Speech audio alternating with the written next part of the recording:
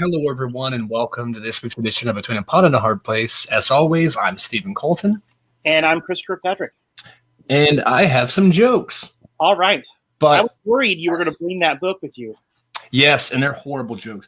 But I thought it was cool because, we talk about all of pop culture, but we do focus a lot on DC. Right. Because of the fact that CW and, all these shows. But I saw this book at this bookstore the other day, and I was like, I got to get this. I mean, the suggested retail was $13. I think I paid like $5.99. Okay. It's really cool. Like I never. And we'll find out whether you paid too much. Probably did. They probably should have paid me to take it away. Probably. What is the title? It is called The Official DC Superhero Joke Book. All right. So we know that it's official. Yeah, and it's it literally is published by DC.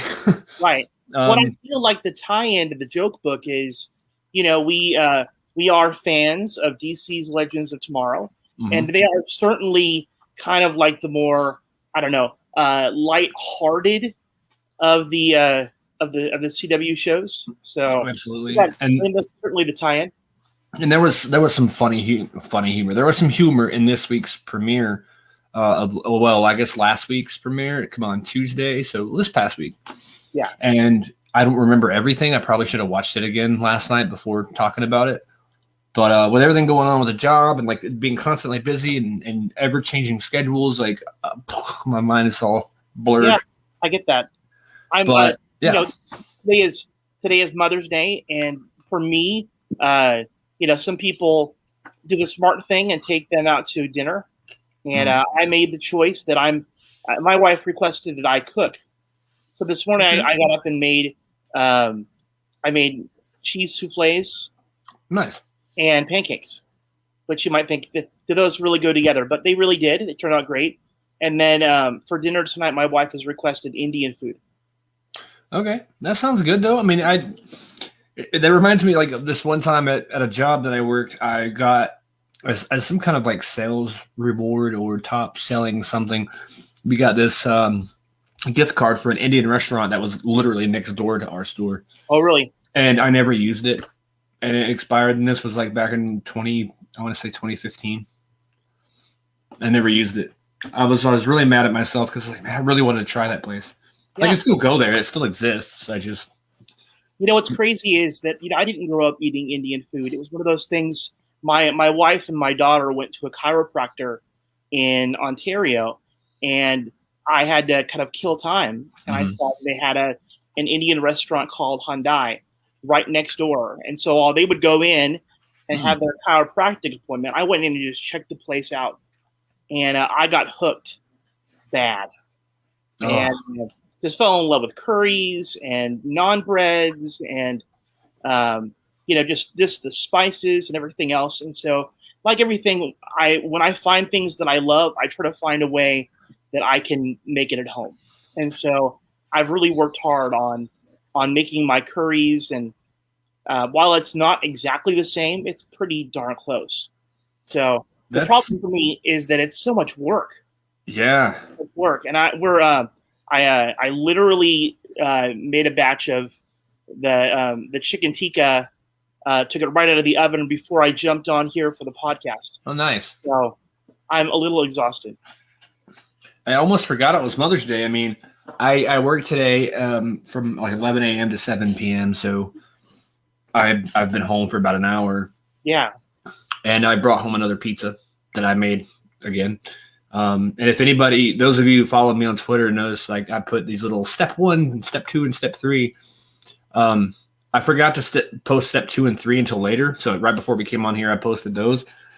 But it just kind of shows the process of how easy those pizzas are to make. And they actually are pretty good for what they are. But yeah, and I called my mom on my way home from work and talked to her a little bit. But yeah, I guess I want to say happy Mother's Day to all the mothers out there, all of you mothers who are watching this show right now, which I know you probably aren't, but this isn't like a mother's show. But I mean, I'm sure there's a few of them out there that watch this show that are like, oh, I'm a mother. I know that my parents watch the show, and my wife and my mother-in-law watch the show, and so for you ladies, at least Happy Mother's Day. But I'm sure we have other people out there that are mothers. It's a tough job. Maybe, but I want to say that like that's probably the only mothers that watch this show. So Maybe. thank you for watching. Maybe. I think that our bubble is expanding. It is. It definitely is. I've noticed like every day I'll get notifications saying like this person followed you. They're following the podcast's Twitter, which is amazing. And it's just I think we're getting to the point now where people just start seeing it. Right. Because it's starting to filter out. Like a couple of people that we might go after, they say, "Oh, this person is funny," or this show is like pretty cool. They talk about Spider-Man sometimes, and then Superman. And I did hear a rumor. Now I don't know. This really it's kind of loosely connected to the CW about the new Superman, possibly for the DCEU, I guess the expanded film universe. That I'm excited if this is true, but the first place I read it was on a website that's not really credible. I guess they tend to throw out a lot of stuff and then are wrong 90% of the time. But then that 10% of the time they're right. They're going, "See, told you." But they say, and I've read it in a couple of different places, so it might have some truth to it. But they're saying that Tom Welling, who portrayed Clark Kent in Smallville, has shown interest in being Superman opposite the new Batman in that universe. So it's like a reset. So that would be interesting, Smallville and Twilight together. Who wouldn't want to see Tom Welling finally actually be Superman? Yeah. But I feel like that's too much to hope for. Oh, yeah. Just because Tom Welling wants it doesn't necessarily make it true. Exactly. I think if Tom Welling goes to Warner Brothers and is like, "Put me in the Superman," like I think there's probably more. It's probably more likely that they would go with that than say like any other person that comes up and says, "Can I be Superman?" Like if I went to Warner Brothers and said, "Can I be Superman?" They're going to be like, "No." Right. So if it was up to me and Tom Welling, I'd say Tom Welling might have a slight edge against me. A slight edge. But you never. I wouldn't rule yourself out. No, and there's also talks of a possible, Smallville animated series. Okay. Which it's been rumored for years because Tom Welling and Michael Rosenbaum themselves said in a convention, or might have been San Diego, I don't know which one it was, but they were talking like, "Hey, we would love to do an animated version," because they wouldn't have to travel anywhere. They could literally sit at their house and do like we're doing now and just talk into a microphone. Yeah. But that would be amazing to have a Smallville cartoon. But yeah, like these jokes, I mean, I'm not going to sit here and read the whole book. Like page 1. Let's hear a couple of, like, if you had to pick your favorites. Oh gosh. See, I haven't been through the book that much, but what we'll do is we'll let the people that are watching us tonight decide which one is the best and which one is the worst. The first one, yeah, I'll read. There's some on the back of the book, which, honestly, the few that I read on the back of the book is what really made me want to buy the book, because I was just like, okay, I get it. So you literally judge the book by its cover. I mean, yeah. I mean, honestly, but to be fair, in this case, the cover is what's on the inside. Right. So it's like what you see is what you get. So, I mean, that's another good metaphor. People, well, maybe not good. I don't know. Sometimes it's not good when I try to sound smart. It depends on the joke. It depends on the joke. Yeah, and none of these jokes will show anything. Right. But the one joke that I read to my mom, and she laughed, and she doesn't like superheroes at all. Okay. Who is Wonder Woman when she gets really nervous? I have no idea.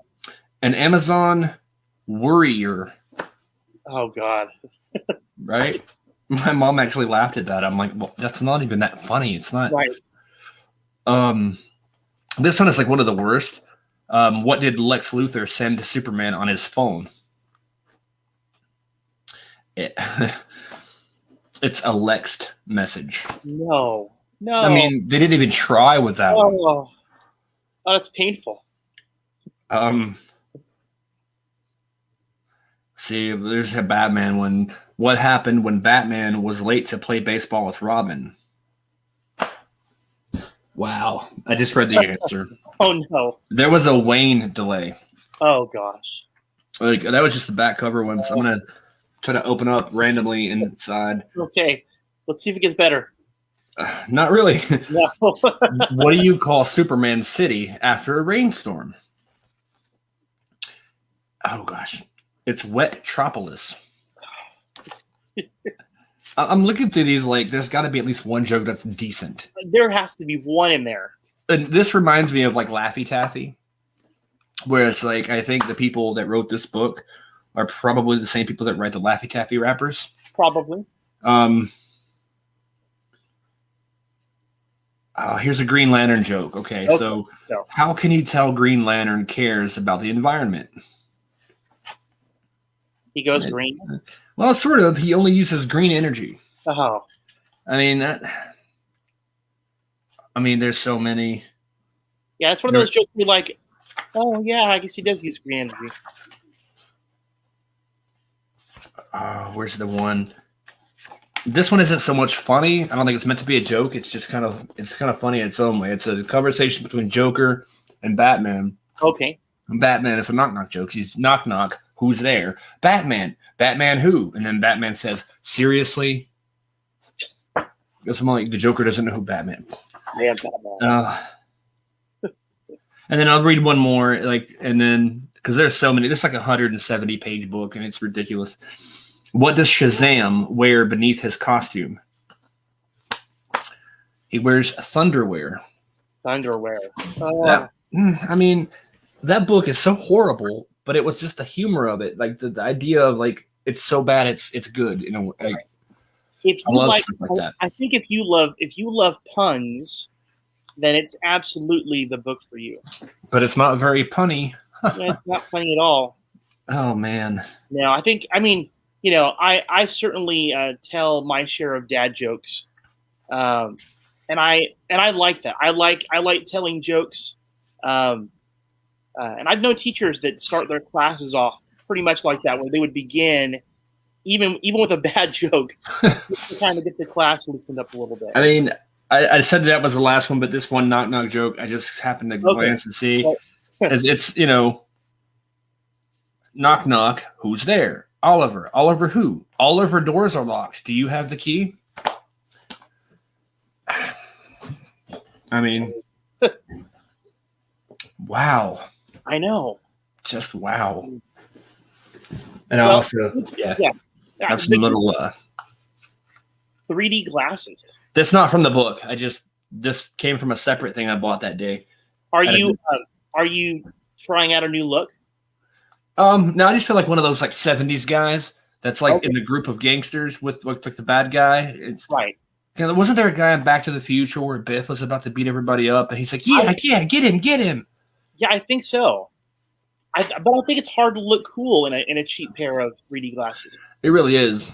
That came in a book, or not a book, but it was this thing I found at a Goodwill store. It was an optical illusion kit. Oh, okay. Where it had like a couple of pieces missing, but it had a deck of cards that had all these little illusions on it that you could look like, is this line bigger than this line? They're the same size. Things like that.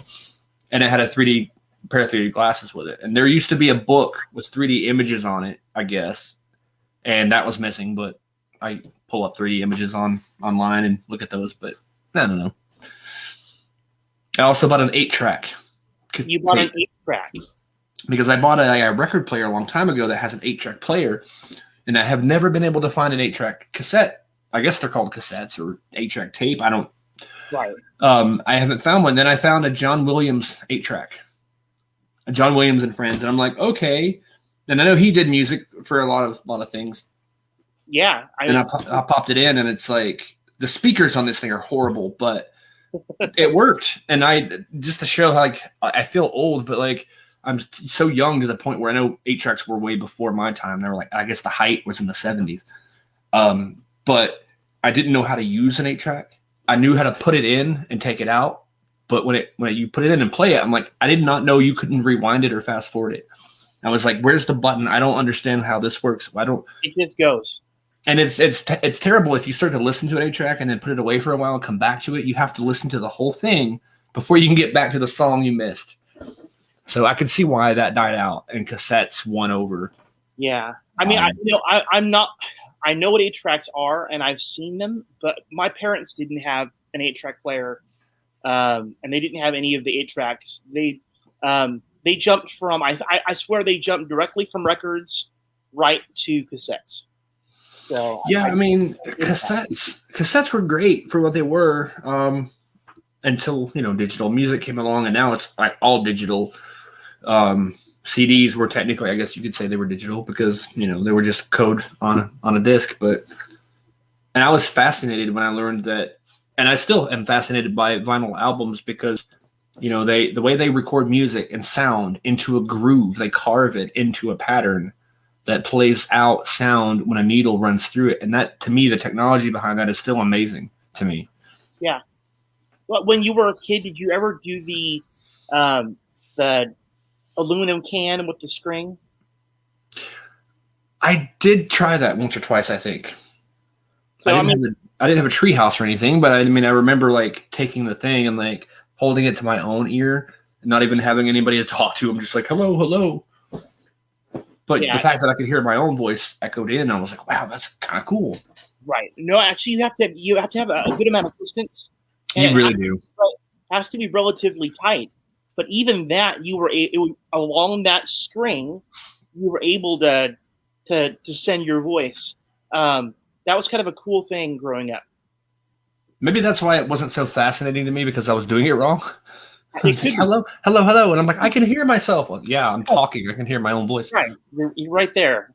But yeah, I've always been fascinated with like older stuff. I've been building a VHS collection.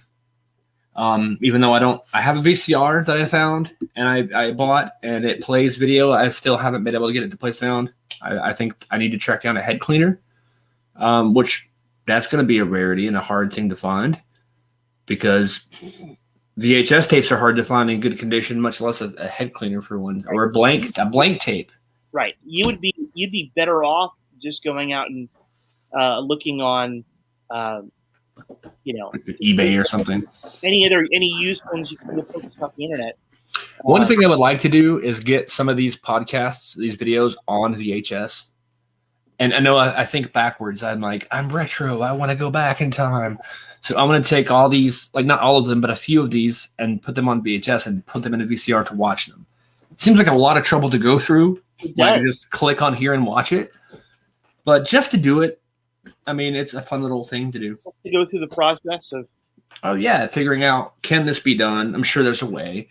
There is. But like to pull digital content off onto an analog source, which tricky, but I'm sure it's possible.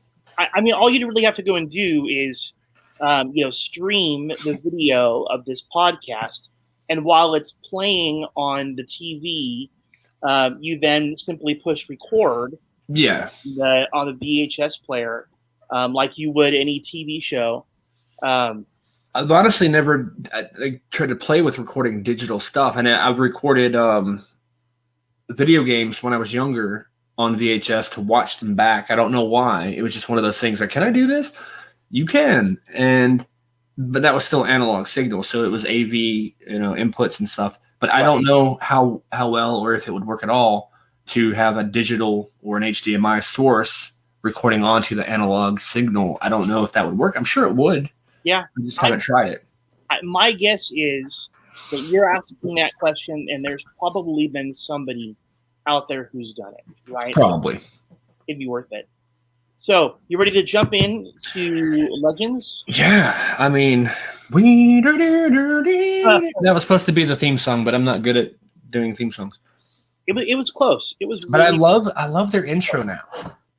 I know they did this last year too, but like this style of like, it's a classic style TV intro where you have like a little teaser in the beginning, and then it's like, and then you're back into the show. Right. I noticed Flash doesn't really do that anymore. They do a quick one, but they don't do my name is Barry Allen, and then when I was 7 years old, my mother was, they don't do that anymore. Well, somebody said that Barry can't keep telling us that he's the fastest man alive. Right. He is not the fastest man alive. No, he's really not. And he's always having to be faster. He's never fast enough. Right. And I'm the only one fast enough to stop it. Isn't fast enough to stop it. Has to get help from 35 people. I guess at some point, yeah. Yeah, I've got to say that I was really disappointed this week I had heard that Dominic Purcell, who plays McRory, aka Heatwave, that he is either leaving the show or has left the show. Yeah, I've been reading, and it's very confusing. I think he'd posted, I guess, on Instagram or whatever it was. It kind of went off. It was like, "Oh, I'm done," and all in anger and stuff. And then he came back and was like, "Oh, I'm just kidding." And then it's like, "Oh no, I am leaving." And it's like, "Oh, okay." I think they were trying to get him to stay longer, maybe, and he got upset. I don't know. I don't know the real story behind that, but I guess apparently he is leaving. But from what I understand, he's after this season is done, he's gone, and then he'll be coming back periodically for guest spots. He's just wanting a break, I guess. Okay. I mean, he's been doing it for 6 years, so I could understand. I mean, like all the other, him and Heatwave and Sarah Lance were the last two originals. Right. And so I'm sad that with his departure, it will just be Sarah Lance who will be the only person who is the original. Mind you, Katie Lotz is my favorite. She definitely is. Yes, I really just adore her. Part of it is because of her connection to the Arrow. I feel like her origin story, where we learn about her as the Canary, and then her evolution into White Canary. I feel like that's something that I've really enjoyed about her character. Seeing her kind of slowly evolve into being, the captain of the Wave Rider. Yeah, and I love, excuse me, I love how we almost didn't get her. It was almost a different person. And she was recast. Yeah, there was that pilot episode, and I don't think there was anything wrong with the girl who had done the pilot. No, you just know how things happen. Sometimes somebody's available for the pilot, and then you realize going forward that they're not quite the person that you're looking for. Mm-hmm.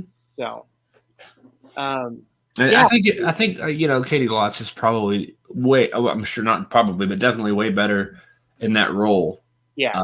And because, oh gosh, I don't know what it is. Like something about the fact that she's not the only one that doesn't wear a mask. Hardly any legend wears a mask now, but she just goes out there and just is badass and can do anything. And it's like one thing this season, though, in this first episode that I saw that was kind of cheesy. It was one of those like, "I love you, please don't die" kind of moments. Right. Where she's we're jumping ahead a little bit, but she's in this freezer or in this room where she's freezing to death.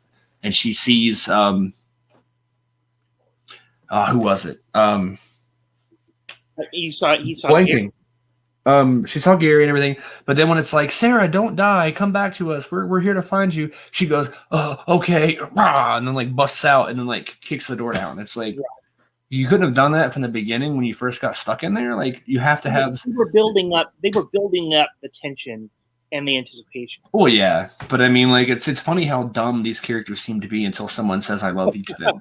I mean, it's like Barry has to get told to run. Barry, run. You're like, "I'm the Flash. That should be obvious." Exactly. I thought it was interesting. I thought it was an amazing moment, though, that considering she does not have enhanced strength, her ability to punch her way out of that capsule, I thought that was pretty amazing. I kind of tease about it, but at the same time, I kind of took it as like maybe that was her plan. Maybe she didn't wait for the whole "I love you, don't die" moment. Right. I think maybe she was waiting for the actual cold to freeze the door to the point where she could shatter it. I looked at it that way, like scientifically, like, oh, okay, that made sense to me in my head. But it was still a great moment either way. And the finding out Gary was an alien, that blew me away. The whole time. For the last, how long has Gary been in the show? Like the last 3 years? At least? Gary has been around from season 3. Okay, so yeah, almost, this would be his like 4th year, I guess. Yeah, crazy. And so all that time, he's secretly been an alien member of the Time Bureau. And it's funny, too, because you never saw him without his glasses on. And now you know why. Yeah. because his glasses were the thing that made him Gary. How hilarious is it that Gary uses glasses to hide his secret identity? Right? Takes them off and whoosh. That's hilarious. If that's not a play on Superman, I don't know what is. Like, that's about as on the nose play on Superman as it possibly gets. I guess it's more making fun of the idea that glasses really make a difference, right? Because, and I think it was maybe Henry Cavill, I don't know how you pronounce his name, but I think he was on a talk show and he said, I tried this, and he went around the streets with glasses on and no one recognized him. And I was like, are you kidding? That really does make a difference? Wow. But yeah, Legends, so good. Yeah. I will say that the character of Barad is a character that I frankly had not really thought too much about. And yet, in this pilot episode, I found him to be kind of the right combination of, laid back, cool, a little bit offbeat. He kind of strikes me sort of like a Shaggy from Scooby-Doo kind of character. I mean, because he did some stuff that we all thought Shaggy did do. I think we all know that even though it was a children's show, Shaggy and Scooby had the munchies because of what they were smoking in the Mystery Machine.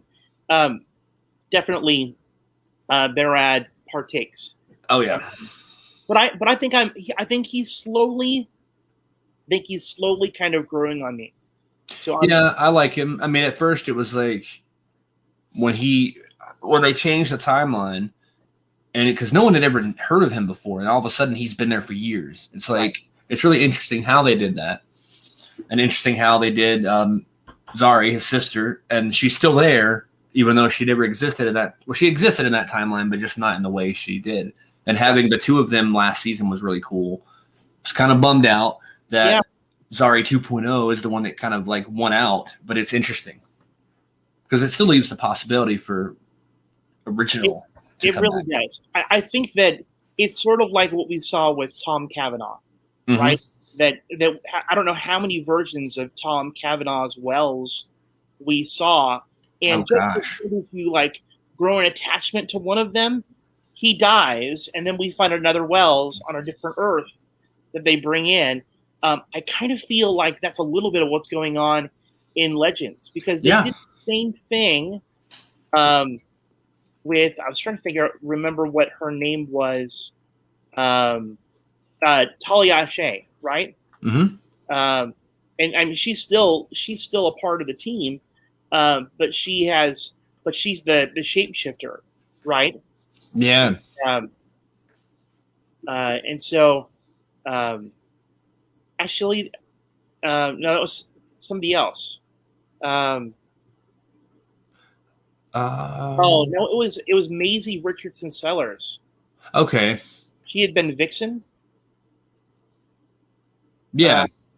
Okay. I have trouble remembering sometimes too. I was like, I know. I'm horrible with names. I know.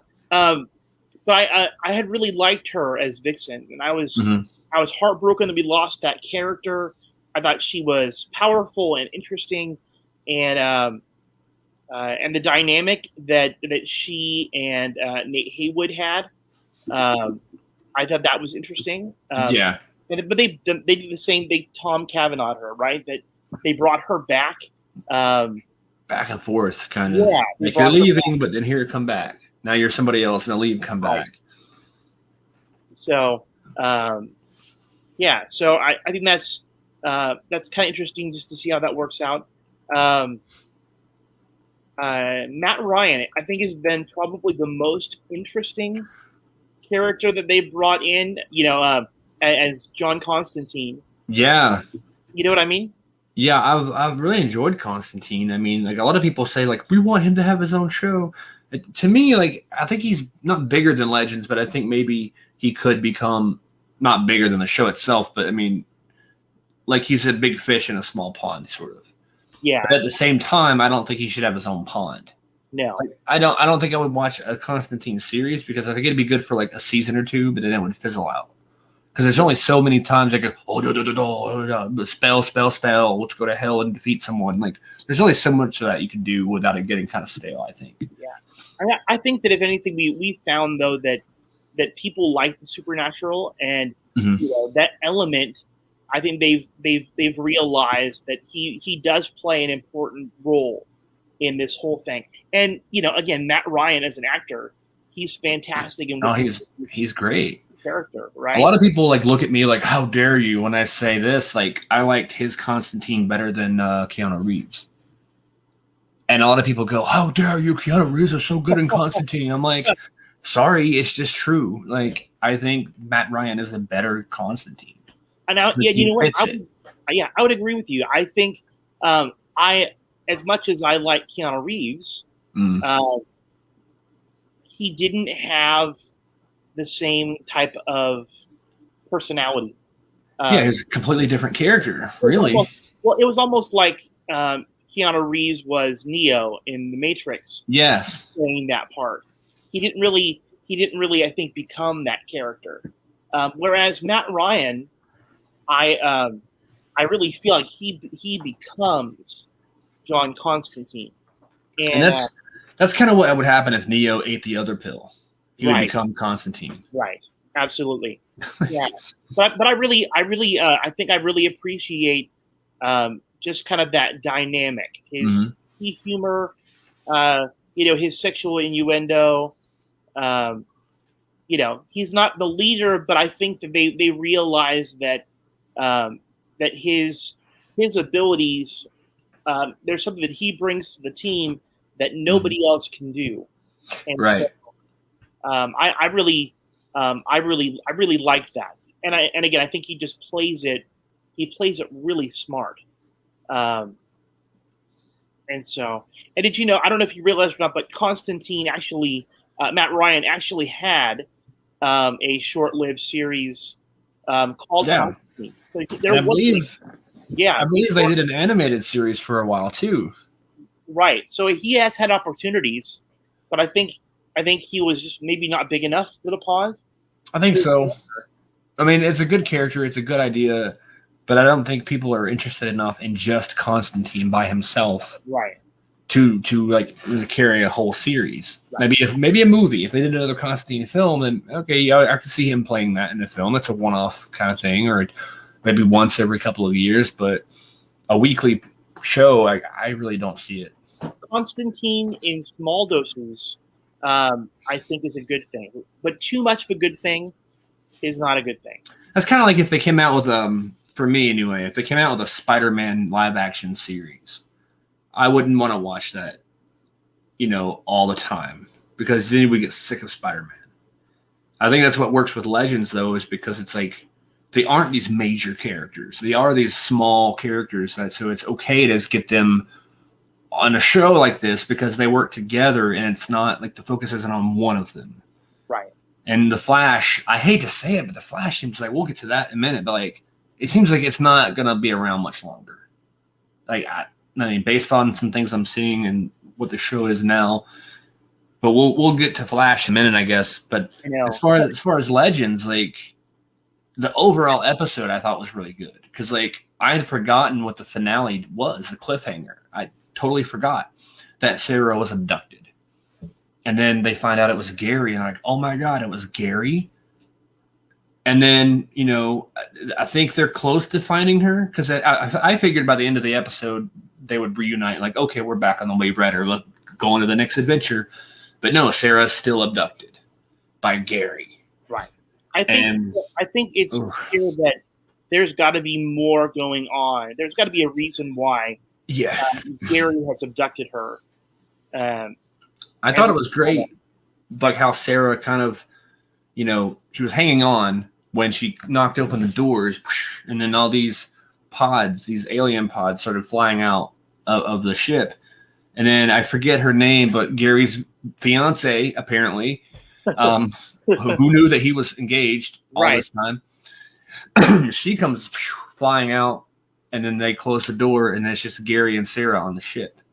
And then, of course, we go back to the Wave Rider. They're still in the temporal zone, so all these pods are shooting out at them. And here comes Gary's fiance floating towards them. So it's like, and then that's right. I almost forgot. The wormhole or whatever closes. So Gary and Sarah's like, oh damn, what are we gonna do? But that was pretty much a review of like the ending of the episode, I guess. Right. But I thought that was cool. I'm like, I don't know where they go from here. And there was a lot of humor in that episode, but I honestly can't remember the jokes that they delivered. I'm like, damn, what were those jokes? They were so funny too. Some of those fourth wall jokes, I know. I think one of the funniest from a previous season, but like when they said, "Oh, I'm guessing it's time for another one of our crossovers." Yeah. Right. Like they're acting like they realize they're in a crossover. Even right before. Yeah. Mm-hmm. Right before Crisis, where like Sarah's like, well, I kind of promised my team we wouldn't have to do any more crossovers. And I was just like, awesome. Yeah. I think what I like about Legends is that they don't take themselves too seriously. Right. You know what I mean? They're not trying to be a serious superhero show. They're and you remember when we had Mark Guggenheim on the show and we had asked him about Legends, and he had essentially said, the great thing about the show is there is no such thing as a crazy idea. Right. They literally that nothing is off the table. And I think that's exactly what we've seen with the show is, that nothing is off the table. You really don't know what to expect. And I think if we compare this with Flash, I think that's the problem is that Flash is within this very serious universe where they're kind of locked in with what they can and can't do. And they're a little bit too serious sometimes where it becomes a kind of a joke. Right. But, speaking of Mark Guggenheim, I'll go ahead and throw his Twitter out here. You can follow Mark Guggenheim at mguggenheim on Twitter. Yay. Thank you, Mark, for all your wonderful characters that, you made. And, well, you didn't make the characters, but you brought them to us on television. And I have a whole stack of comics in there that I bought like a month or so ago that some Justice Society of America comics and that Mark had written. And I'm excited to start reading some of those. I had them in my hands last night. They're in the bags, and I pulled one out like, ooh, and then put it back in. And I just was so tired. I didn't have I started reading like 2 or 3 panels, and I'm just like, oh, I can't read this. Not that Mark's writing is boring. That's not, but yeah, I mean, I'm excited. I was actually looking like, have I got a rare comic? Is this worth anything? But most of these comics were like 96 and up, and they're like $3-4 comics. Right. But still, I mean, it's cool to have some comic books that written by Mark himself. I think that's cool. I will tell you that, I remember as a kid growing up, and superhero movies and TV shows were rare. Mm-hmm. And those that we got were usually pretty cheesy because the CGI was so poor and it was so expensive that most shows couldn't afford to do it. And those that tried ended up creating something that was just not believable. One of the rare exceptions was John Wesley Shipp's The Flash. Yeah. Right? That 90s Flash where they really pulled that off. I think that's why it was so groundbreaking. Yeah, they had made the special effects seem rather realistic. I mean, I think when you compare it to today's standards, you can tell the difference. Oh yeah. But still, for what it was amazing. But it was not common to watch TV and see superhero shows. And what do you think about the Lois and Clark New Adventures of Superman as far as CG and their special effects? You mean the one with Terry Hatcher? Kane? Yeah, Terry Hatcher and Dean Cain. I really liked it. I think that it was far more of a drama driven Then the action, yeah. Yeah, I mean, and I liked it. Because I was a teenager when that show was going on, I embraced it, and I liked it. Um, I think I saw Dean Cain was a little soft for Superman. Mm-hmm. He was sort of like your friendly neighborhood Superman, right? When I compared Dean Cain's Superman to Christopher Reeves, who is always kind of my standard, he seemed a little bit less. And for whatever reason, even now when I think back on Superman, I kind of forget about him a little bit. Yeah, I mean, because he was kind of like, it was almost like a Smallville. That's why a lot of people don't look at Tom Welling as a Superman, or like first think of Tom Welling. They go, who? Oh, that guy. But when you think about it, though, Tom Welling was Superman longer than just about anybody else. Yeah, I mean, he played the Clark Kent Kal-El character. Yeah. I mean, even though technically he never wore the suit or the cape, he'll say, "I never played Superman," which technically that's true.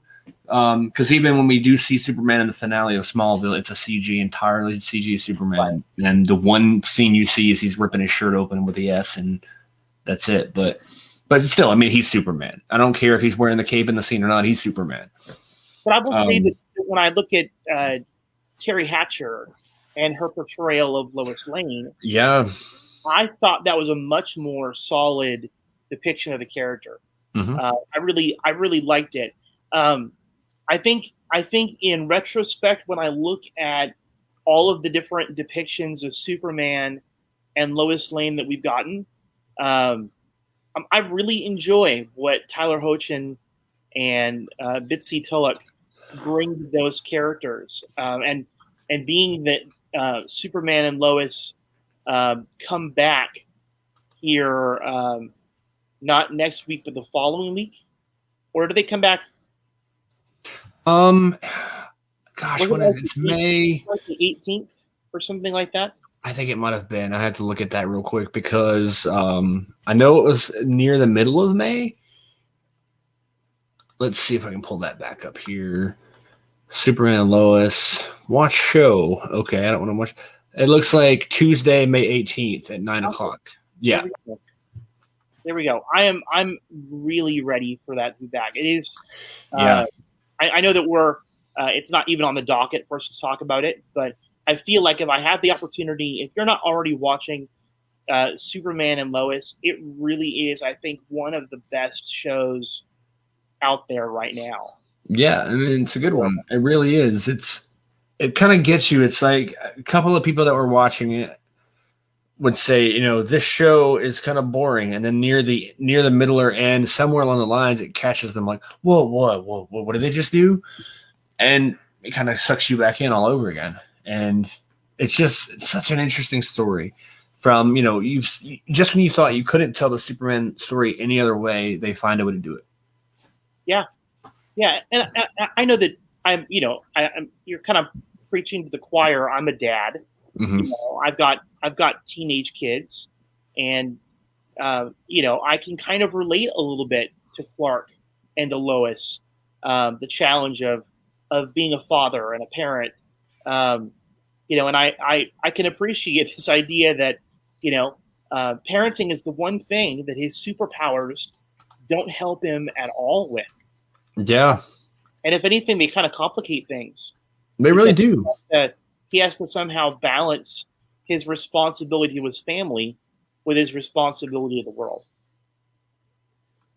And I've noticed, I forget which of the kids, they've liked a lot of our show's Twitter tweets. Oh, really? A lot of the stuff that you've put on there. What is his name? Jordan. Jordan Elsas. Yes, he's liked. I've noticed he's liked a few of those. Yeah. And I'm just like, yes, no, like, come on here and talk to us, please. I found the kids seem to be more active on Twitter. Yeah. And responsive. So I've certainly gotten likes and responses from Jordan Elsas, and I've gotten similar things from Jordan Garfin, who is the other brother. Okay, yeah, that confused me because they were both. I guess they both have the same name. Or no, they don't. Like, but they're it's Alex Garfin. okay. Yeah, yeah. I don't know names. He Like, I'm plays Gordon. terrible with names. I am. know. I'm like, what is that kid's name? The kid that has the green shirt. Like, I don't know what it is, but I've never been good with names unless I say the name or see the person like every day for like 6 months. Then I'm like, okay, I can remember names. Right. But I don't know. It's one of those things. Some people just aren't good with names. Yeah, I will say that I've been really intentional about whenever I'm on Twitter and I'm talking about Superman and Lois, that I tag the actors in the show to it. I find, and more that I do that, the more I connect the actor with the show. So that certainly helps out a lot. It really does. I mean, because I noticed that. I've noticed a lot more people are coming on there and just interacting with it. Yeah, I think when I last checked, the podcast Twitter has like 196 followers. It's close to that, yeah. I don't know exactly how many, but yeah, it's really close, which is cool. I mean, I forget how many I have personally on mine, but I'm not very active. I'll come on there and tweet here and there, and I'll try to like share things and retweet things, but it's hard sometimes. It's like a part-time job. Oh, I know. To keep up. We're at 196, so we're almost at 200 on the podcast page. So if you're watching and you have not already liked the podcast or followed us, what are you waiting for? Get us over 200. Make sure you're retweeting when you guys see stuff that gets posted. We can definitely use the help. Oh, for sure. And I'll go ahead and post those now. I know we normally do that towards the end, but I know we could always plug it now and then plug it at the end before we sign off. I mean, because at Pod and Hard Place is our show Twitter. I mean, follow us. We're 4 away from 200. Right. So I think, and I know some people out there like 200. I have 200,000. Ha ha ha ha. Losers. Well, I mean, so you got to start somewhere, You do. And of course, follow both of us too, because we are awesome and we need followers. That sounded so desperate. Like, brag about yourselves and then say you need something. That's what I did, and I've been saying weird things all day. I know. I'm kind of used to it. I feel like it's like a telethon. Call us now. We need your donations. Save the children in Chechnya. And if you pledge $14, you'll get one of these books. Right. And then but all of a sudden the phone stopped ringing. Okay. If you give me $14, I'll just give you the book. Send you this book unless you call us right now and make a donation. If you don't want the book, you better donate. Now that would be a threat. And some of these are horrible. I just look at that. I looked at it for a joke. Not for a joke, but as a funny like telethon joke. Right. And I open it up and I see like, what's so special about Dr. Fate's magical helmet? And the answer is, it's magic. Like, of course it's magic. Like that's what's so special about it. Really? But yeah, I think, aren't we getting a Dr. Fate in what was the movie? Oh, you're thinking of Stargirl. Yeah, Dr. Fate. Is Dr. Fate coming to Stargirl? Yeah, I think so. Yeah. And that was like, wow. And that's coming up soon. I believe in June. I think it is. Or July. More like August. Or August. I knew it was somewhere in that like summer span. And, we're going to have Jen Wesley Shipp on there. I'm wondering, because that's another thing we were talking about, like off of the show here, that I posted it. I believe I posted it on our show's Twitter, on the podcast Twitter, the set photos of the Flash, and we get a first look at Bart Allen's Impulse costume, and I think that's awesome. I think the comic book accuracy is pretty much there. There's not, and let's see if I can pop this up on the screen here real quick just to show people like what this looks like. I always have to relearn and teach myself how to do these things. Right. Where'd it go? Oh, there it is.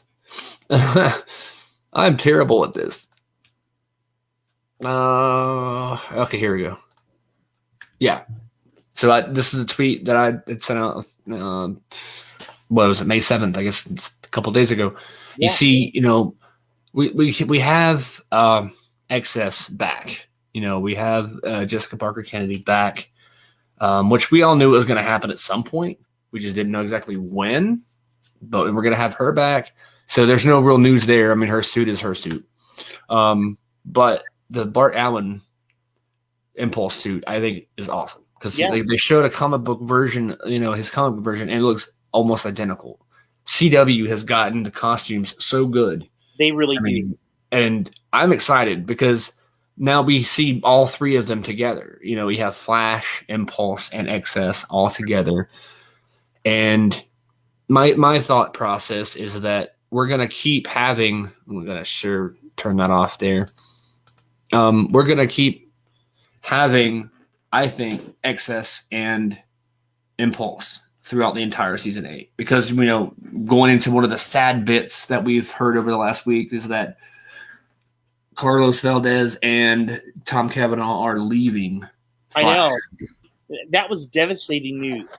Yeah, and we've heard that Cisco is leaving for like the last couple of years, and right before Crisis, he gave up. He took the cure and gave up his powers. We thought that was his exit. And after Crisis, he never went anywhere. Why didn't he leave? Okay, great, he's still here. Right, and then I got worried because he was spending a lot of time in Atlantis. Yeah, which is sort of like giving somebody a brain tumor. It's like, where is he? Oh, he's in Atlantis. Yeah. And then what shocked me the most was Tom Cavanaugh because, at least we knew that, with Carlos Valdez that he had interest in leaving maybe for a while and coming back, but like doing something different. And when you do something for 7 years, of course you want to maybe try something else. I mean, I get it. I'm at my job for 7 minutes and I want to go home. So 7 years doing something. Right. Oh, I get it. But Tom Cavanaugh, it's like all these wells, all these stories, all these characters, and then you see all of them die. And you referenced that earlier, they're all gone. And then it's like, oh, here's this new Wells. And then we're like, oh, okay, he's not going anywhere. He's going to be this new Wells forever. This is great. And then he's in one episode, and all of a sudden, oh no, he's leaving the show. But he's going to be in, probably the rest of the season. I hope at least. If he's not coming back, then please be in the rest of them, because I really want to see where that character goes. It makes me wonder: is this show on its way out? And that's what I was mentioning earlier in the show. That I have a feeling it might not last much longer. I mean, Arrow. Of course, I guess it was more Stephen and Mel wanting to move on to other things, but eight seasons. Now Legends is on 6. Flash is on 7. Is 8 the magic number for the CW? Right. Generally, contracts are like 7-year contracts. 6 or 7, yeah, normally. It's why so many characters disappear at the 7-year mark or the year mark. Now, that's why a lot of shows that are 7 season are the best seasons. But The Flash, I have to argue that season 1 is probably still the best season. 1 and 2. Yeah. But yeah. I agree. I feel like, and that's hard. If you have a really amazing season 1, how do you follow that up? How do you possibly beat it? And I would agree. I feel like Flash is kind of struggling a little bit. A little. I mean, part of it has to do with with the whole pandemic and everything. But to be honest, it was struggling a little bit before that too. Yeah. The whole Mirrorverse thing is just. Yeah, that part didn't grab me like it did Iris. And it grabbed her. Yeah, I wish that it had been more captivating for my attention. I do think that perhaps this, that bringing in, Excess and Bart, I think that might, inject a little bit more energy and life into a show with characters who are leaving. I think that might kind of bring us into a new direction. Yeah, it might be better. I mean, I know losing Tom Cavanaugh is like, okay. But I want to see some really good Reverse Flash stuff. That's what I'm worried about. Right. Because we haven't seen Reverse Flash for about a year. Well, since the finale of last season, or the season 5? Yeah. Season 5, when he, I guess it was 5, or was it 6? 6. Sorry, 6. I can't remember these seasons. They're all blending together, but Nora is manipulated and all that, and then he disappears into a flash of lightning, and then now you see this whole storm, these force storms of these lightning forces, and Reverse Flash has to come back. Like, he has to be involved somehow. But if Tom Cavanaugh leaves, there's no one to play Reverse Flash. If it doesn't happen this season, what about the odds of Matt Letcher? I think, isn't that his name? Matt Letcher is the original. I haven't seen him in so long, I forgot. Right. We've certainly seen him, pop up, playing that character or wearing his original face more than once. I feel like that might be their workaround if Tom Cavanaugh is not coming back to reprise the role. So yeah, I mean, I think that I still love the show. I'm still dedicated to it. Oh yeah, and I hold out hope that they are going to still surprise us. How did you feel about? I mean, I don't know about you. I don't think I ever really trusted Nora. No, because honestly, like, I thought at first she was just really stupid, but kind of like, I mean, not stupid, but kind of like a naive, like really simple, like a Forrest Gump type of thing. Like, hello, Barry, I am here to help you. I'm like, but then again, I realized, like, the Speed Force can't be stupid. So I thought it could be some kind of con. I'm still not convinced yet that it is the Speed Force. I'm thinking it could be the negative Speed Force, and that this Nora that we're seeing could be Ia Barton. I don't know that it goes that deep. I don't know that that is him, but he escaped into something when he flew away as lightning. And I think, is it possible that this new Wells could become Reverse Flash, and then his face changes back to the original? I don't know. But I think that Reverse Flash is definitely involved somehow with this story. Yeah, I think so too. I don't think it's necessarily, entirely cut and dried. That this is, the idea though that the Speed Force would take on the appearance of Barry's mother when Barry was in the Speed Force. They had wanted to kind of make Barry feel comfortable, and so it appeared in the form of people that Barry would trust. Mm-hmm. But outside of the Speed Force, it felt like they were trying to manipulate, or like it was trying to manipulate him. Definitely hard, just like that breakfast that it cooked. That was too much, right? Yep. The one thing I had a thought of too, I think there's a couple episodes ago, I guess, where he's like, you don't have to keep following me everywhere. You can hang out here. It's cool, like whatever. And she says, but Barry, I'm your battery. I'm charging you or whatever. Because she was so close that his powers were going crazy because it was too close. And that just really took me back to season 1 with, Thawne in the wheelchair as Wells. And the wheelchair was really part of it was to convince them, like the guy in the wheelchair could never be the Reverse Flash. Right. But it also was a battery that conducted more energy that he sucked up and charged off. And that, I don't know if they made that reference by accident or if that was like a little too close to that, like a tease saying, hey, Reverse Flash did that. Like, but Zoom did the same thing. Exactly. So it's just, well, I guess maybe not necessarily a Reverse Flash tease, but like along the theme of like evil speedster uses batteries to charge. It's like the Energizer, like bunny or whatever. Oh yeah, evil Energizer.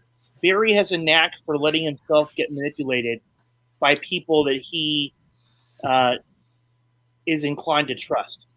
And that's what we saw last week. I mean, We did. the Speed Force threw this crazy, like Barry actually threw a lightning bolt at the Speed Force, which caught it and then created this weird glowing energy Speed Force bomb and hurled it at who was it that she hurled it at?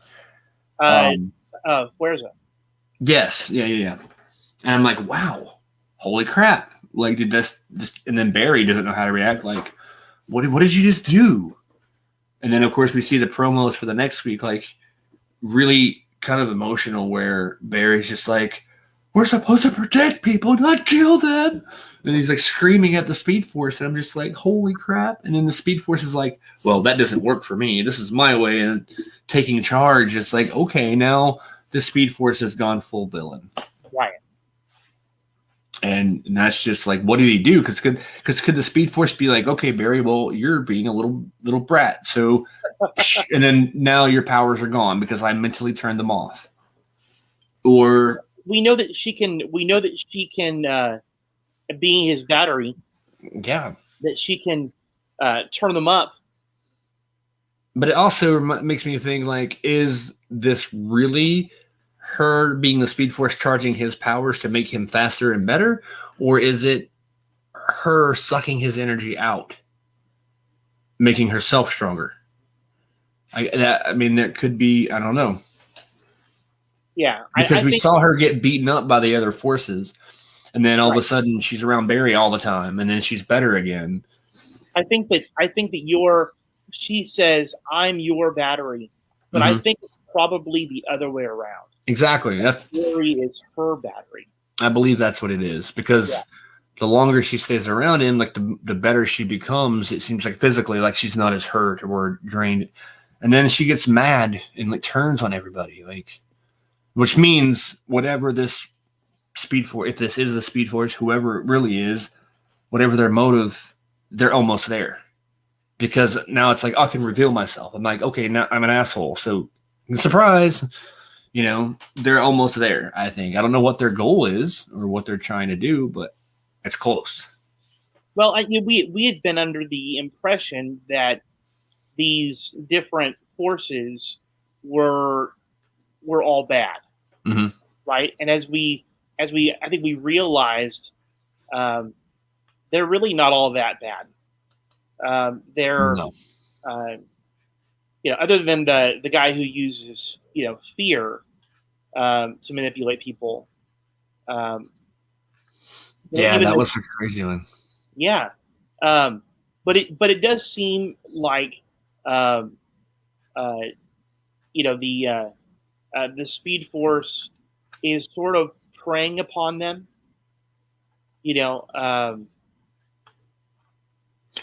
It definitely seems that way. So we'll see what happens as far as next week. And the new episode is called Timeless, I think, is next week's episode. Okay. And it's the one where, Tom Cavanaugh comes back as the Timeless Wells, is what some people have called him. So that's going to be cool to see how he helps Barry against the Speed Force. I mean, you have Wells and Flash and Speed Force and Problem. It's like this feels a lot like season 1, which is good. Yeah. Yeah, we absolutely need that. Mm-hmm. We haven't talked about Frost. Yeah, I mean, life in prison. Well, and that didn't have to be her. That didn't have to be her fate. It's funny when the Flash feels more like an episode of Law and Order. Yeah, gum. Hey, where's Mark Guggenheim to talk about that one? Now there we go. That would be quite the tie-in. But no, I think that it's just weird, the juxtaposition that here they are in the courtroom. I do think it's funny. I don't know what courtroom in the United States or even in the world allows the person on trial to essentially choose their own punishment. Right? Yeah. Like that doesn't happen. Generally, it's agreed upon what punishment the court is going to ask for, and then the decision is rendered and then the judgment is made, right? But the idea that she's going to somehow stop the court case and say that she doesn't want the cure, she'll just take life in prison. Mhm. And that still seems pretty extreme to me. Yeah, I mean, life in prison for stuff that really wasn't all that serious. I mean, it was, but it wasn't. I would say 15 to 20 years in prison might seem more realistic than life. But I do understand the idea that, like, if we don't give you prison for life, and life meaning, like, that's the only way that she was guaranteed never to be able to go out and hurt anyone. You give her 20 years, she'll come out and, ha ha ha, I'm evil again. Right. She would be geriatric Frost. Yeah. She would have she would never be looking for an ice pack if she ever got arthritis. That's true. Just like blast it and boom. But yeah, I don't know. I always wondered why, like, Team Flash or whatever, Star Labs didn't just take the cure back away from the government.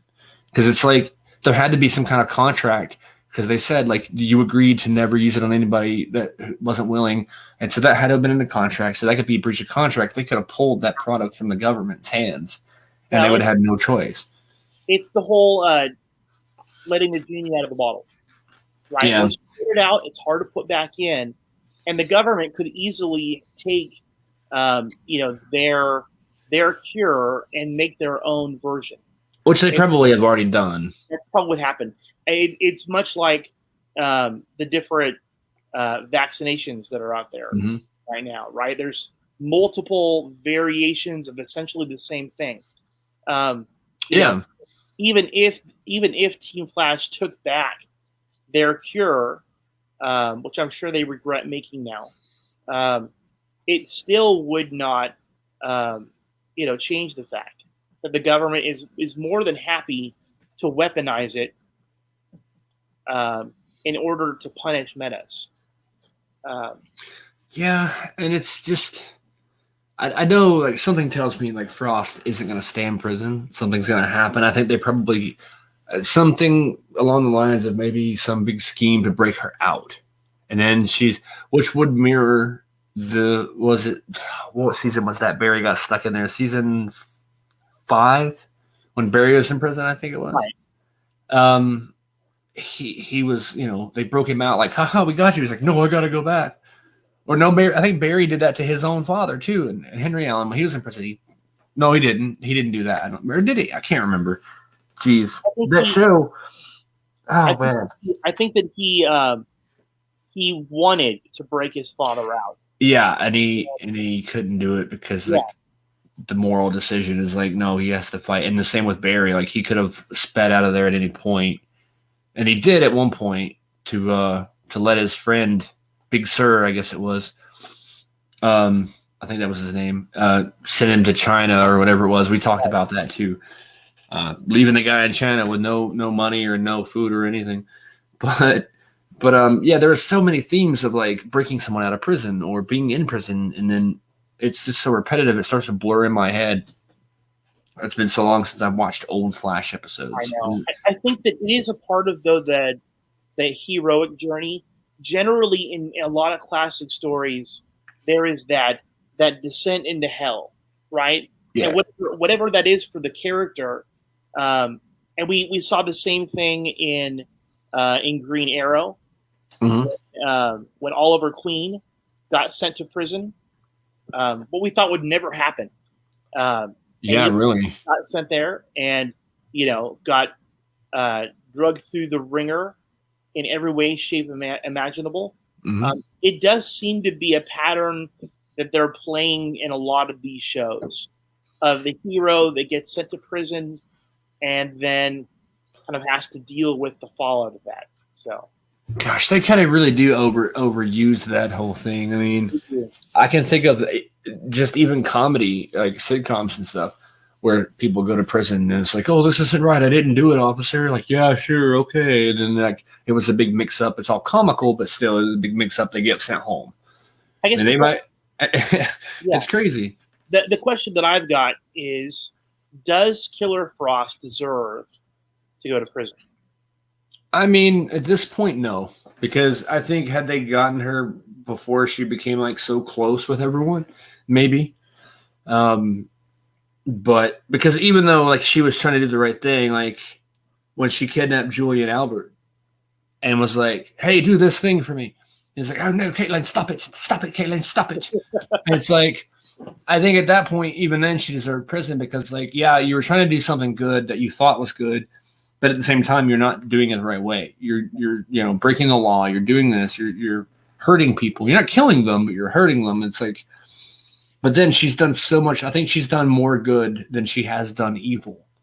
So I think at that point, she's kind of like paid her debt already. Right. I would love for them to put her on the Suicide Squad. That would be good. I think that would be a really sweet idea. Or Legends. Yeah. I mean, honestly, like, it would be interesting. Now, it would be funny to see if they have Frost on Legends and have Caitlin on Flash. And that would be, double duty, really. But it'd be a lot of work for Danielle Pennebaker to go and do that. Yeah. I think the reason why I bring it up is simply because Suicide Squad the movie is coming out. We know that even after Amanda Waller's death, that they've still been putting that team together. To me, that would be the place to put somebody who still wants to do some good, even though they're criminals. Yeah. So we'll have to wait and see. I don't know exactly where they're going to go with it. I think I'm still waiting to see if Suicide Squad is a sequel or just a reboot. Right. I do think that it's sad though that Frost has worked so hard, I think, to be reformed and to do the right thing and to save her city, and it's the same city that is now prosecuting her and punishing her. Yeah. It's like almost like why even reform? What's the point? For you punish you anyway. Which worries me. You think will they do that in this show where she gets to the point when her mindset is what's the point? And then she goes on a crazy like blasting people with ice and stuff. She becomes the thing they treated her like. She becomes it's possible, but I think that what's really evident is that she chose her fate, right? Yeah. She chose her fate. And I think that Frost has also decided that she deserves to be punished. Which I guess in many ways, I think it shows that we'd always thought that Caitlin was the moral part of their duality. Yeah. And yet what do we see here is that, Caitlin was willing to do some pretty shady things in the name of science. And Frost, for all her edginess and sometimes brutality, still did the right thing. And I think that they're often not as different from each other as we've always been led to believe. Right. But I think one thing I know is that she won't be in prison forever. No, I think she will get broken out at some point, probably. And she won't want to do it at first. Like, no, I can't. I gotta, just like Barry. And then they'll realize, sort of like Suicide Squad, where this is more important. You have to do this. And she's like, oh, okay.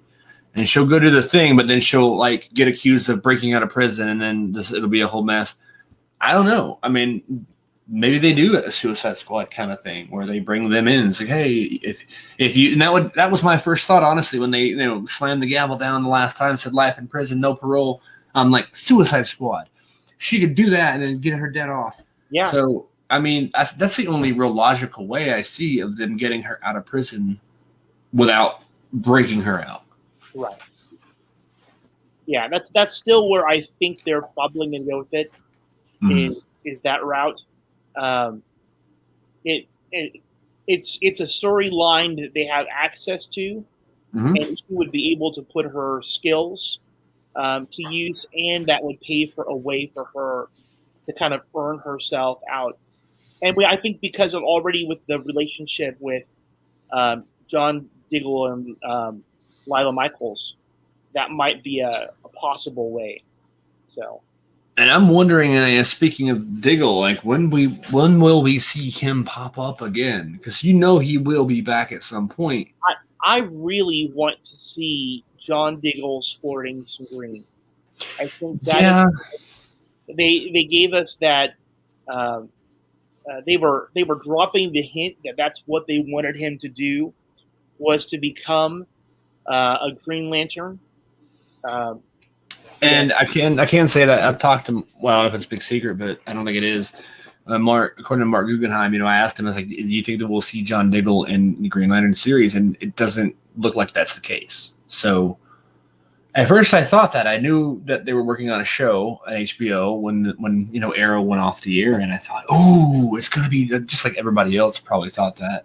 But according to Mark, it's not really going to be a main focus. So it's like, okay, I'm not to say that like somewhere along the line he doesn't pop up over there, but it's not some big reveal. He's not the main, guy. So I'm thinking like they didn't do that just to be like, oh, you'll never see that happen. If they were going to do like a one-off, one-time only reference, they would have had him. They would have at least shown the ring, right, or the lantern itself, but they didn't. So I'm thinking like they're planning something at some point. I think Legends would be really cool. I think that could work there. It could also work on Superman and Lois. I think he could fly, and I think he's directing an episode of that show coming up. It does seem like he's doing more behind the camera work than he is doing in front of it, which I think is great. And it does seem like a lot of the actors are taking opportunities to go and get some work as director. So, and I think actors are really good directors because they've been on that side of the camera, so they know. I can't speak on it because I've never been in front of a camera, but they know more than anybody what it's like to be in these character shoes. So who better to guide and direct them than somebody that knows exactly what you're going through and where you've been and where you're going to go. Yeah.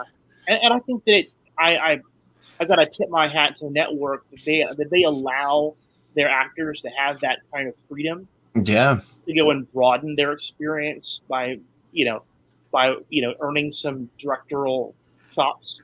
I think that's a really kind of a neat opportunity, and I don't it really was. He gets an opportunity to do that. So, I just we'll see what happens. I guess. I mean, that's one of the things I wish we could have gotten closure on. We pretty much everything. The ending of Arrow was kind of not. Some people would argue that it was not perfect, but I think it was a pretty perfect ending.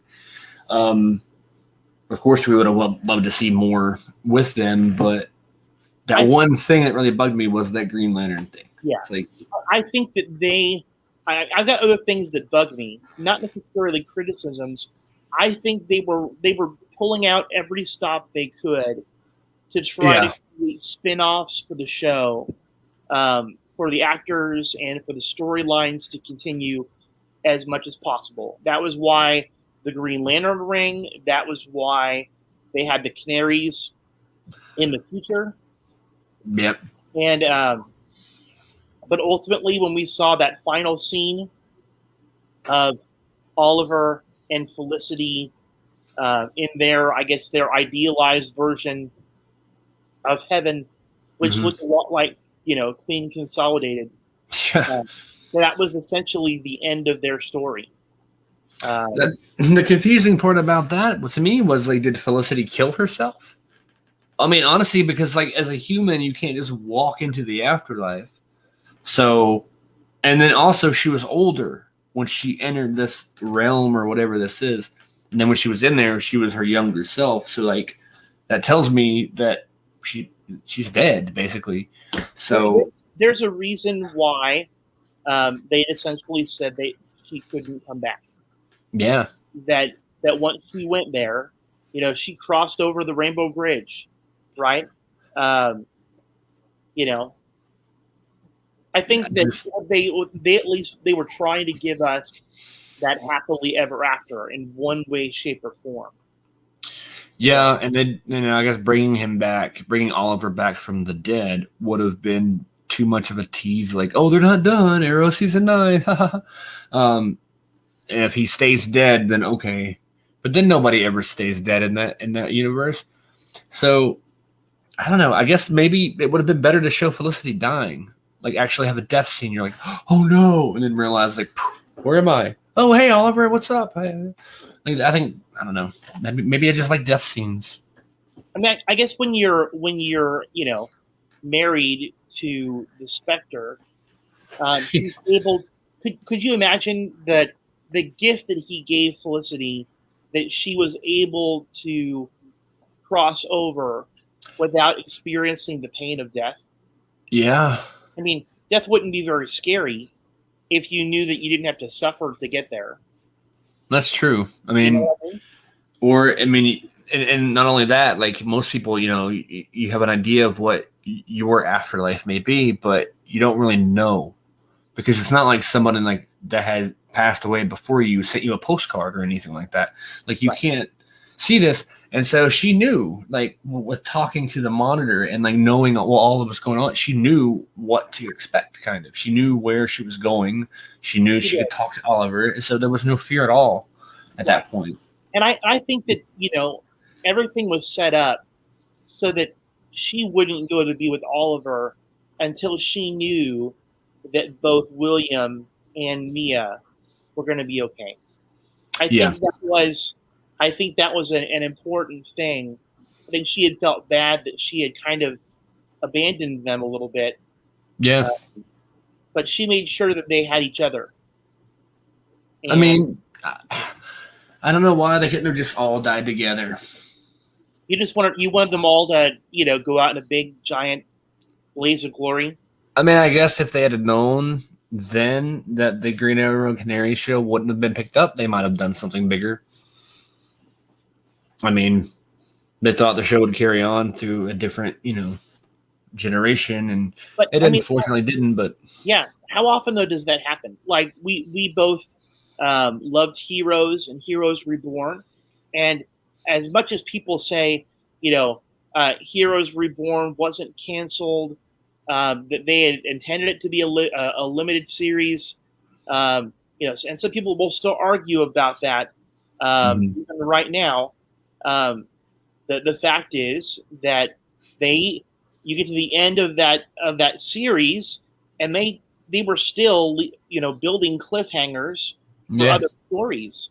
Well, you don't do that if this is the end. Like if you're trying to create tell the rest of the story. I think that I might be one of those people that say like it didn't get canceled, but I mean that is kind of tough to think about because it wasn't as big of a cliffhanger than the original series, where it literally says to be continued on the screen. Yeah, that irritated me so bad because I saw it, and they even started teasing the next chapter in the last episode, and then you never saw what happened after that. It just drove me crazy. But yeah, I think that was the official story. Is like, oh, we're gonna end Heroes Reborn. We have more stories to tell in the future, but right now that's all it is. It's like maybe they planned on ending that where it was the way it was, and then a couple years later doing it again, and then after that point, they got canceled before they got renewed. Yeah, like I don't know. Yeah, I will say that it seems to be people can write a great pilot, and they can tell some good, even excellent seasons, but it's hard to end a show well, right? Yeah. I don't know exactly what they could have done on Arrow that would have given any more fine tribute to Oliver Queen than the idea that he literally recreated the universe, the multiverse, brought back so many people who had died. It was sort of like the DC version of the Blip, right? Where he brings back his mom and other people who had died. Tommy was back. Yeah, Tommy Merlin was back. But you never see Malcolm Merlin. You don't know if he ever, when he was on Lian Yu and it basically blew up and you assume he's dead, you don't see anything back about him. You don't see him come back. You don't see him referenced. You don't see anything. I thought that was interesting. I was like, why did they leave him out? Right. I don't know. I think because his sacrifice, I think, was important. Yeah. His daughter would have always wondered whether he really loved her or whether it all been simply a way for him to manipulate her. And I think the fact that he took her place on the landmine and blows up, I think he proved with his action, where his true heart lied. Yeah, that really is a good way to look at that. Well, it would have been in Malcolm Merlin's character to escape death and to just simply let everyone believe that he had died. Or it could have been one of those setups like you were mentioning. They tried to set up a lot of different things, and maybe he could have come back as a villain or as a friend in Green Arrow and the Canaries. Right. That could have been the case. Which I still hope we see that show one day. I mean, it's still possible, but just for the time being, it's not going to happen. Yeah, considering that we had the Birds of Prey movie. Yeah. You would have thought that would have been a really smart way to bring in that in Canaries. So anyway, I know it's getting close to that time.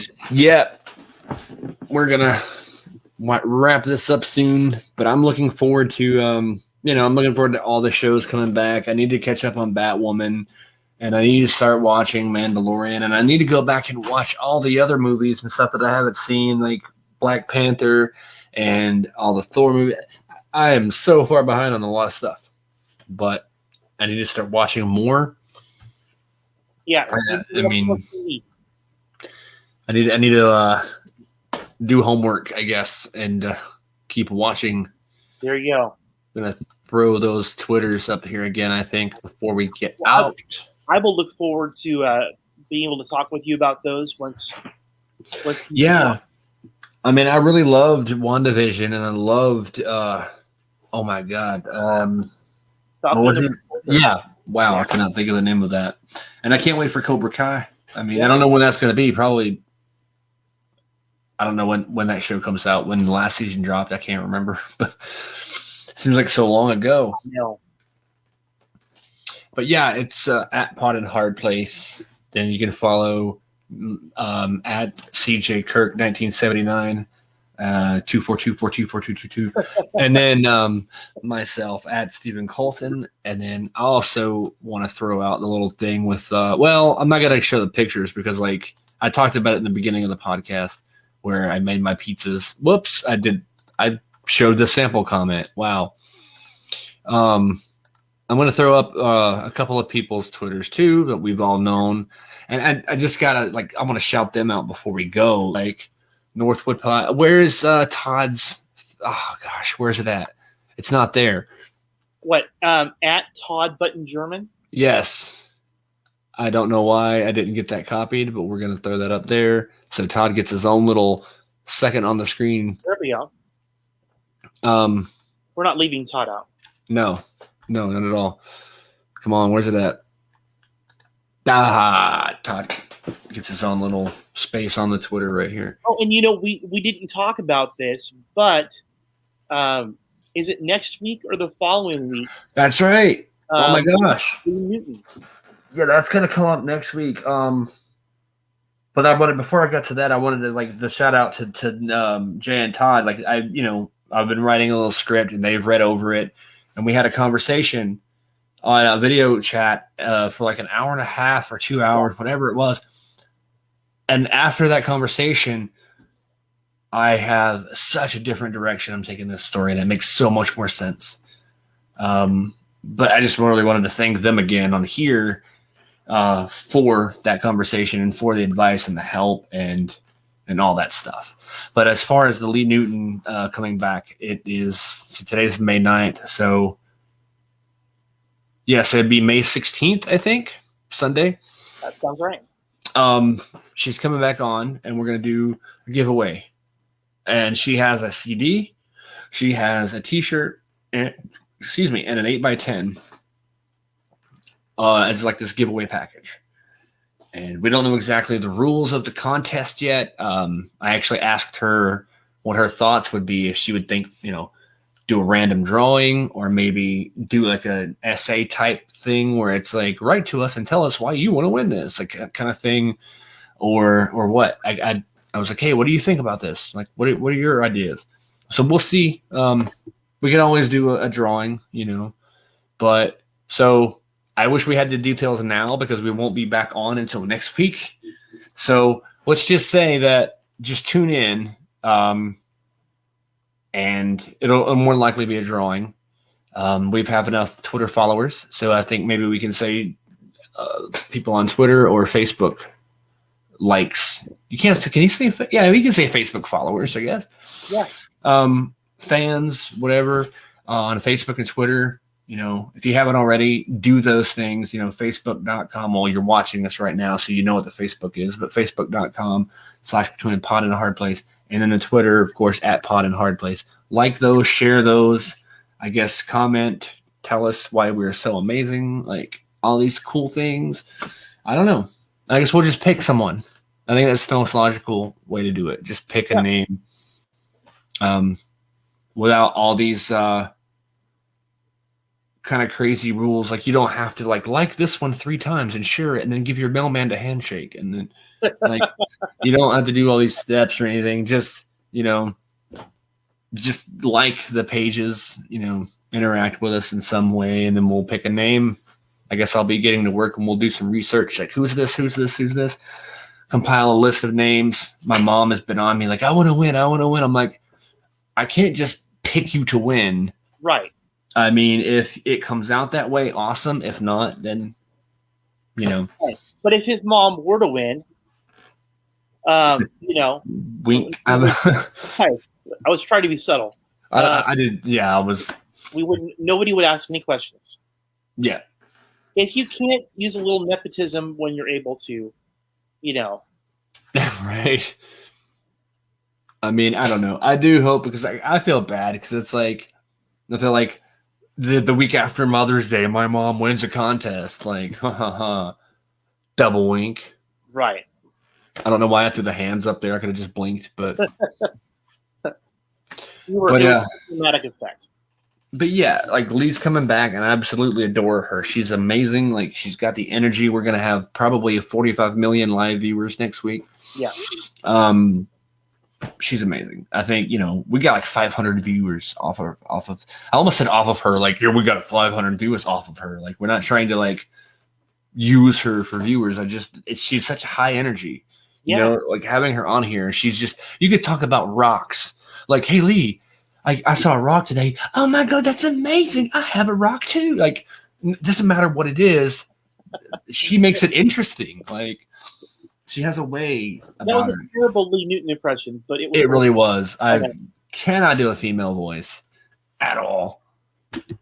But yeah, I mean, so that's going to be a ton of fun. It really is going to be fun.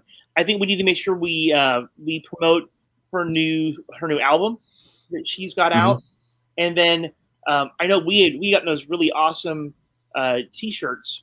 Yeah, we probably need to represent her merch next week. Yeah, I had to do some laundry. There we go. And then hopefully we can get our hands on a CD soon, so we can listen to it. Hopefully before next week. I know. That'd be great. We'll see how fast they deliver. Yeah, and then one lucky person will get a little prize package. So just make sure to like and comment and all that stuff if you want to win. And we'll of course tweet it out and stuff too when we have maybe more details or if we get lucky and there's 2 shirts, which I don't think there is. I think this is just one set. We're not talking about Mark Guggenheim over here. We, who sent us like a whole dump truck full of DVDs. Right. But yeah, hopefully, over the next week we'll have more details but just count on subscribing, liking, commenting, sending me money. I mean, sending us money. There we go. Yeah. For just 99 cents. Now we're back to the telethon thing again. Do it for the children. No, in the arms of. Oh, no. Oh, man. Yep. The ears of the internet are bleeding right now, Stephen. Yeah. Everybody, you notice the Twitter followers go from 196 to 96. Right. Thank you for that. But then the ASPCA is going to follow us, so. Right. Which makes it for all of that. Oh, and yeah. Sarah McLachlan. Yeah, that would be amazing. She'll come on here and sing that song live. And so we'll at least have 100 followers when this is over. And we can have a sing-off in the arms of the angel from Sarah McLachlan and Lee Newton, competing.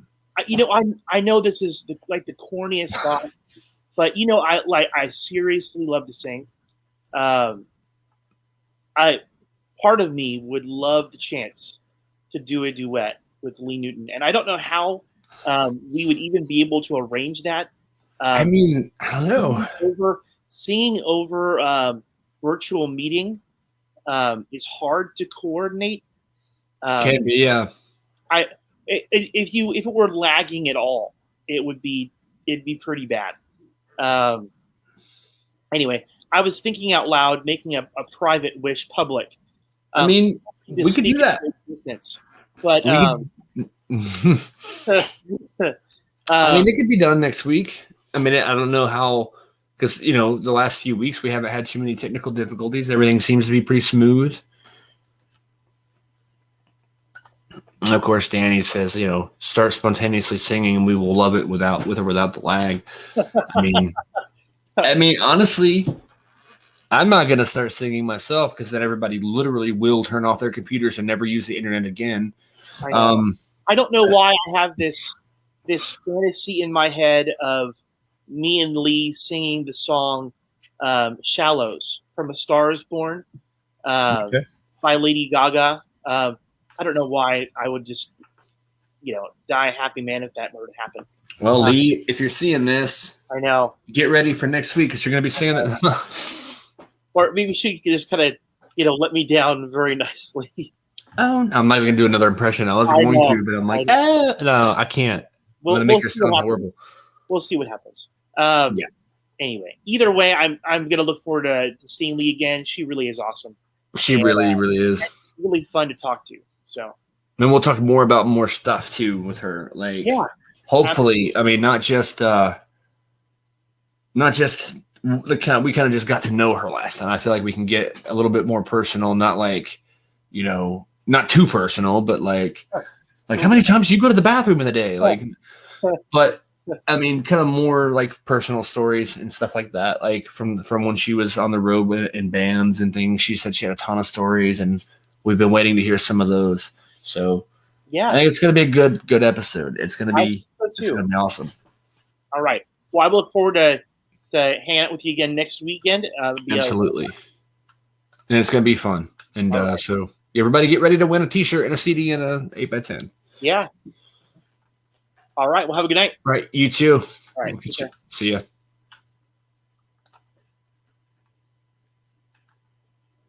And goodbye.